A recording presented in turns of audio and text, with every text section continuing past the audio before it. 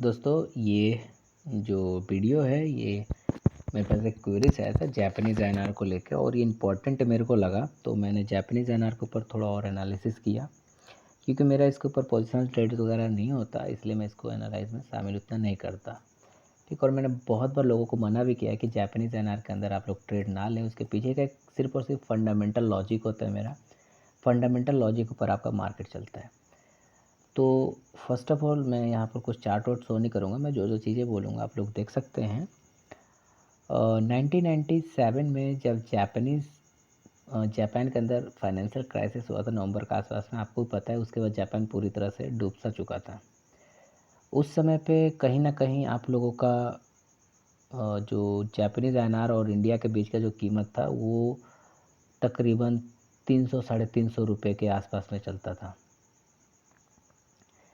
ठीक, और अभी आप लोगों का जापानीज़ एनआर की कीमत 62 रुपये है। तो आप समझ सकते हैं कि जापान 1997 से पहले हमारा कितना कीमती, हमारे वहाँ से वैल्यूएशन बहुत ज़्यादा जाता था। एंड उसके बाद अगर हम बात कर लेते, चलिए हम लोग टेक्निकल्स की बात कर लेते हैं। ये सारी चीज़ें फंडामेंटल, मैं फंडामेंटल पे चलता हूँ। अगर मैं साफ सीधी आप लोगों से सीधी बात करूँ जापानीज़ एनआर को लेके, तो देखिए ये जो लेवल है जापानीज़ एनआर का, वो जहाँ पर अभी स्पॉट काम कर रहा है 62.39 के आसपास में स्पॉट काम कर रहा है अभी लाइव मार्केट के अंदर, बहुत इंपॉर्टेंट लेवल है सपोर्ट का।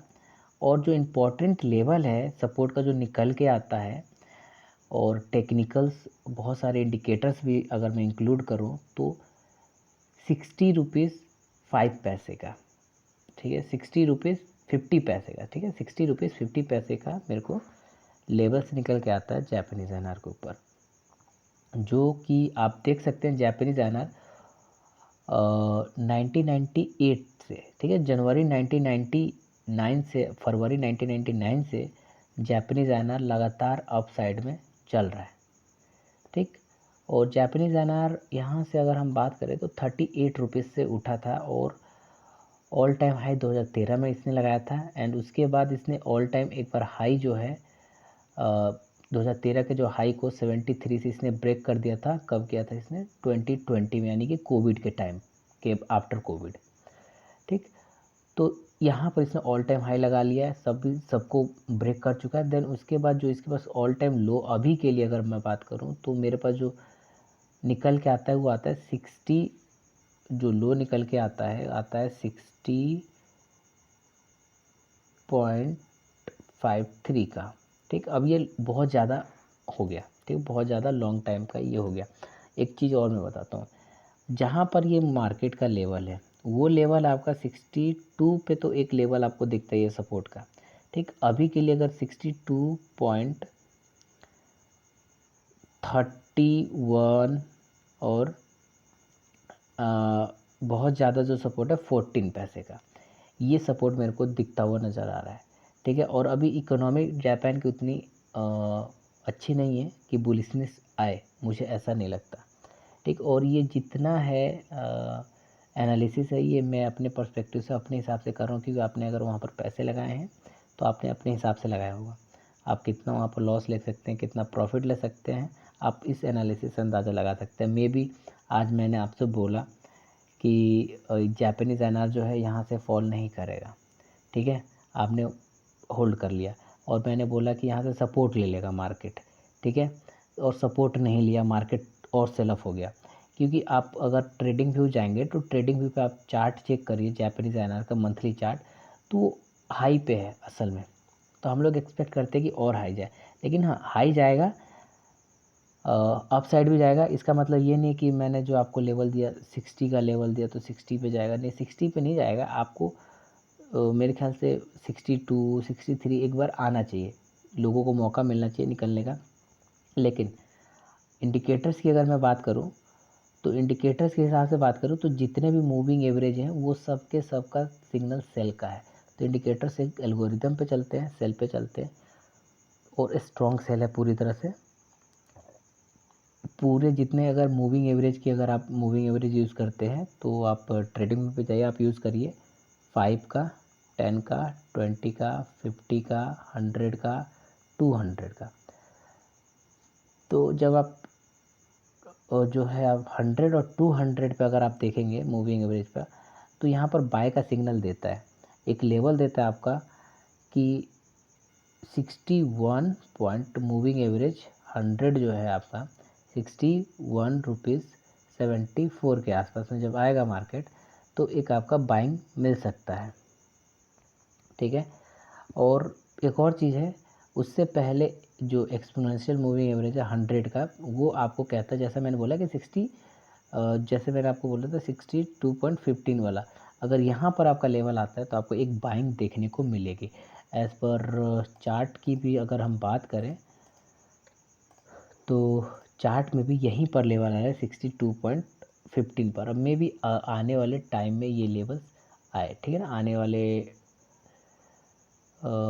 वाले कितना टाइम हो गया, जैसे कि अप्रैल मई में, अप्रैल तो आने वाला है, मई जून आसपास में ये लेवल आपको मिले, क्योंकि ये जहाँ पर अभी मार्केट है, स्पॉट जहाँ चल रहा है उसके आसपास ही सपोर्ट है। ठीक है, तो 62.15 का जो है आप लोग का एक बाइंग अपॉर्चुनिटी यहाँ पर बन रही है। अब देखिए, जो होल्ड कर रहे हैं उनके लिए तो अपॉर्चुनिटी बिल्कुल भी मेरे हिसाब से नहीं बन रही है। ठीक, दूसरा चीज़, क्योंकि वो कितना भी रहेंगे वो लॉस में ही रहेंगे, वो लॉस रिकवर नहीं हो सकता, कितना भी रहेंगे लॉस में रहेंगे, क्योंकि ऐसा कोई न्यूज भी नहीं आने वाला, वो भी मैं बताऊँगा। आपकी जो RSI है, ठीक है, वो भी आपका सेल दिखा रहा है। ठीक, मंथली, ये सारे के सारे इंडिकेटर्स मैं मंथली बेस पे आपको बता रहा हूँ। डेली बेस पे अगर मैं इंडिकेटर्स को मूव कर देता हूँ तो सबके अंदर सेल है, कोई इंडिकेटर्स बाय के लिए रिकमेंड नहीं कर रहा है जैपनीज़ एनआर को। देन जैपनीज़ एनआर के अंदर मैं आप लोग को इंक्लूड करूँ एक और चीज़, वो है आपका इकोनॉमिक कैलेंडर, बहुत इंपॉर्टेंट है, मैं उसको इंक्लूड करता हूँ। देन मैं आप लोगों से बात करता हूँ ट्रेडिंग इकोनॉमिक्स। ओके, तो मैं सिर्फ और सिर्फ जापान लेता हूँ, क्योंकि जापान से ही हम लोग Angola, Bangladesh, Brazil, Costa Rica, Ecuador, Kyrgyzstan, Iran, Japan.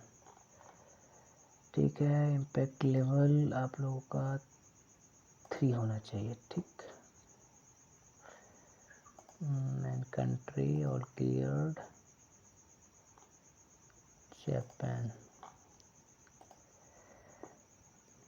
Now Japan में आप लोगों का 1 अप्रैल को आने वाला टैंकन लार्ज मैन्युफैक्चरिंग इंडेक्स, ठीक है, और एक 8 अप्रैल को आने वाला कंज्यूमर कॉन्फिडेंस, यानी कि कंज्यूमर कॉन्फिडेंस जो कि आपको बताता है इन्फ्लेशन वगैरह से रिलेटेड जापान का।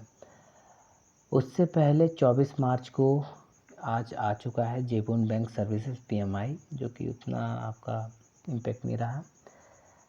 एंड अनएम्प्लॉयमेंट डाटा 29 मार्च को आने वाला है, जो भी मेरे को लगता है उतना ये बम्प अप नहीं देगा। बैंक ऑफ जापान की समरी आएगी, ये इम्पोर्टेंट है आपका 29 मार्च को। ठीक, और जो इम्पोर्टेंट है आपका 1 अप्रैल को इम्पोर्टेंट है। ठीक है, 1 अप्रैल को इंडस्ट्रियल बेस आपका, और 1 अप्रैल को आपका जो है ना PMI आएगा जापान बैंक मैन्युफैक्चरिंग का। ठीक, कंज्यूमर कॉन्फिडेंस आएगा आपका 8 अप्रैल का, जो कि मैंने बता दिया। ये सारे इंपॉर्टेंट रहेंगे, ये फिगर्स अगर ठीक ठाक आ गए तो एक बुलिशनेस जापान में दिखेगा। बट अगर हम प्रीवियस की बात करें तो आपका इंडस्ट्रियल प्रोडक्शन जो है वो भी माइनस वाला है, और फ्राइडे वाला जो 8 अप्रैल को आने वाला JP करंट अकाउंट, वो भी माइनस में ही आप प्रीवियस शो कर रहा, तो मे बी ये प्लस में आ जाए सारे चीज़ें, तो आप लोगों के लिए एक होप मिल सकता है जापानीज़ एनआर वालों के लिए। ठीक, जो ज़्यादा दूर से जापानीज़ एनआर को बेचे हैं उन्हीं के लिए कंसर्न है, जो अभी बेचे आस पास में उनके लिए कंसर्न है, उनको लिए तो कभी भी कॉस्ट टू कॉस्ट पे आना है और कभी भी आपको प्रॉफिट में निकलना है। ठीक है, और अगर क्वेरीज हो तो आप लोग पूछ सकते हैं, और कुछ चीज़ें रहती हैं तो मैं लाइव आके भी जवाब दे दूँगा, टेंशन मत लीजिए।